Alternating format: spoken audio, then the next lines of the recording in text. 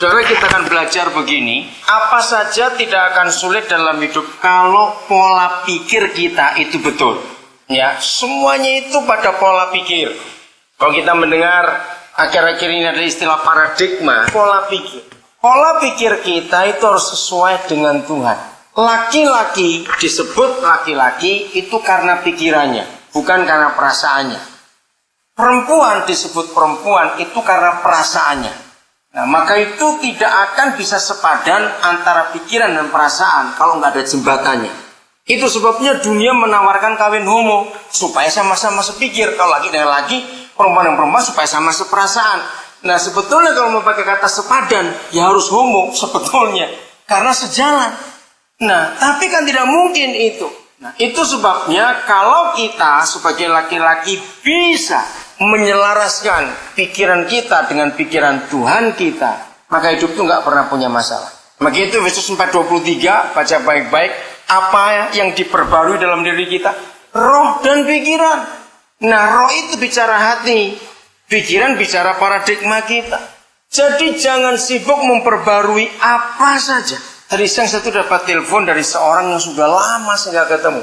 Sampai saya tanya, loh kamu itu umur berapa? Hampir 42. Jadi selama 20 tahun ini kamu gak kawin-kawin. Karena saya ketemu dia itu mungkin 20 tahun yang lalu. Kenapa kamu gak menikah? Saya tanya. Ini saya harus menikah. Loh kamu tunggu apa? Dia bilang dia mau operasi rahangnya.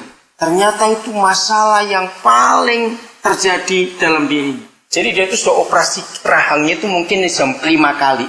Kenapa? Sebab dia sejak saya kenal dia dari remaja, itu dia tuh kecewa dengan Tuhan. Karena rahangnya itu jelek. Padahal orang ini cakep, cuma rahangnya itu jelek. Nah, buat dia itu jelek. Saya bilang, kamu gak boleh berkata begitu. Saya tanya, jadi kamu operasi sudah habis berapa banyak juta? Mungkin 2 rumah sudah habis. Hanya untuk operasi rahang.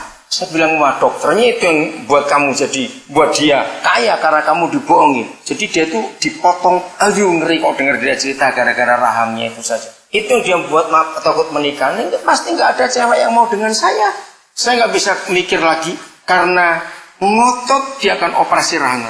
Saudara, maka itu paradigma kita itu sangat penting untuk diperbarui tiap hari.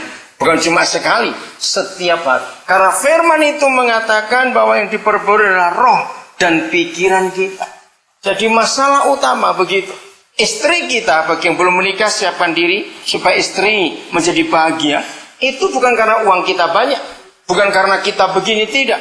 Istri kita akan merasa aman jadi istri kalau dia lihat bahwa cara berpikir kita itu menggunakan cara berpikir Tuhan. Katakan amin.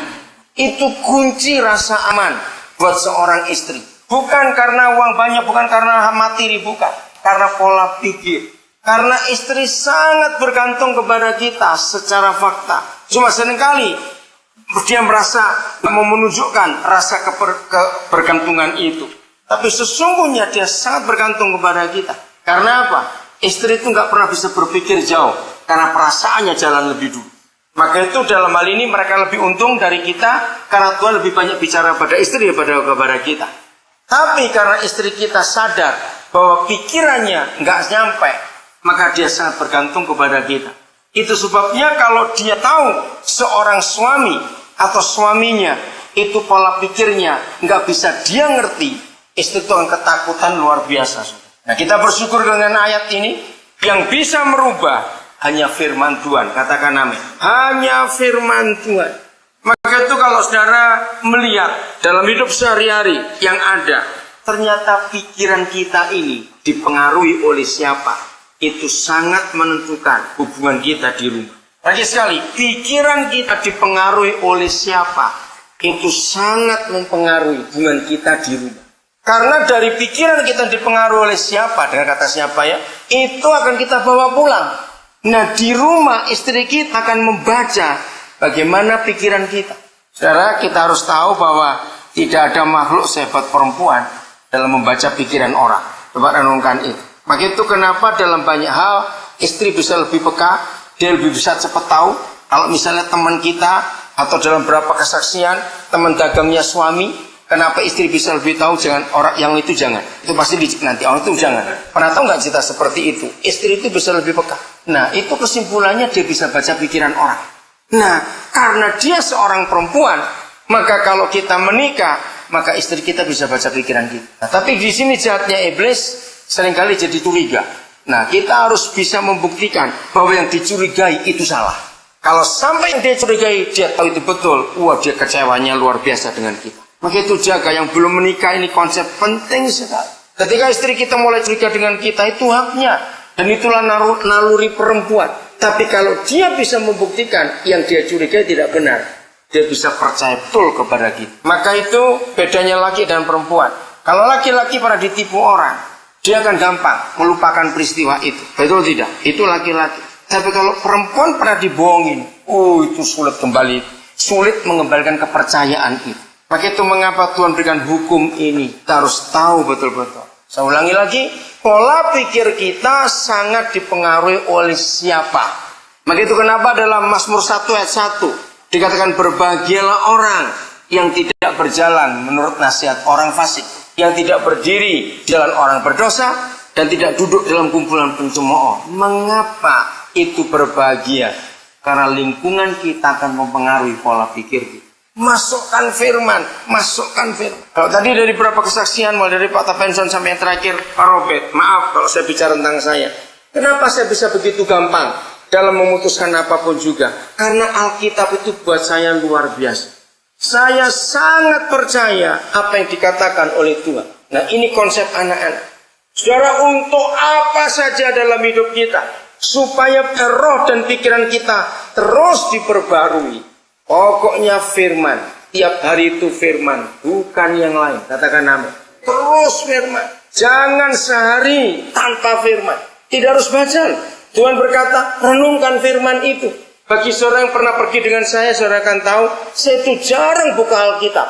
Tapi saya merenung. Jadi begitu dapat ayat, itu saya ulang-ulang. Saya anjurkan, jangan baca Alkitab ganti-ganti bagian. Juga jangan urut. Tapi renungkan, kalau ada satu bagian yang begitu kuat dia bekerja dalam diri saudara, itu ulang-ulang.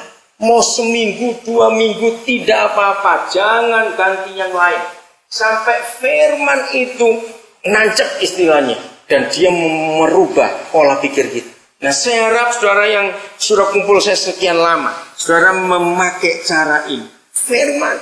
Maka itu saudara ingat, kalau saya ngomong apa saja, pasti ada firman. Bukan saya hafalkan, tidak. Itu gara-gara perenungan. Saya suka sekali merenungkan firman. Jadi jangan pindah-pindah. Kalau bagian itu belum puas, belum selesai, nanti Roh Kudus akan memberitahu kita kapan selesai kita bagian itu. Baru kita pindah bagian yang lain. Pokoknya terus firman. Terus begitu. Jangan pernah pindah ke bagian lain. Selalu firman. Dengan firman itu, maka pasti pola pikir kita akan diperbarui. Kolose 3:10. Ada satu bagian penting di dalam ayat itu. Dan telah mengenakan manusia baru. Nah, apa yang baru? Kembali, pikiran. Nah, pikiran kita itulah manusia baru. Kenapa saya berani berkata pikiran itu manusia baru? Karena seorang manusia dilihat dari apa yang dia pikirkan. Betul tidak? Seorang manusia itu dilihat dari apa yang dia pikirkan. Itu sungguh luar biasa. Saudara, sampai tadi pagi, itu Cik Luis masih heran betul. Saya kalau sudah mau ke LP, saya ini kalau tidur saudara, itu pasti tidak pernah lebih sebelum jam 2. Karena di Jawa baru jam 12 masalahnya. Jadi saya masuk urusan itu. Jadi kalau saya tidur pasti setelah jam 2. Tapi kalau sudah bilang mau ke LP, saya itu siapkan wecker. Tapi saya pasti bangun lebih dulu sebelum weckernya bunyi. Dan Cik Luis sampai heran, kamu itu bisa begitu. Saya bilang itu pola pikir. Walaupun saya tetap siap untuk wecker itu. Kenapa hati saya memang ada di situ? Melihat saudara kita dalam penjara itu. Perlu perhatian betul. Saya kembalikan pada itu. Jadi manusia itu nggak dilihat dari dompetnya tebal atau tipis. Manusia itu nggak dilihat dari penampilannya, pakaiannya, sepatunya, tidak. Yang disebut manusia itu pasti bicara pikirannya. Betul? Maka kalau dikatakan Kolose 3:10 dan kamu telah mengenakan manusia baru, berarti apa kita? Pikiran. Terus lanjut. Kata kuncinya adalah terus menerus.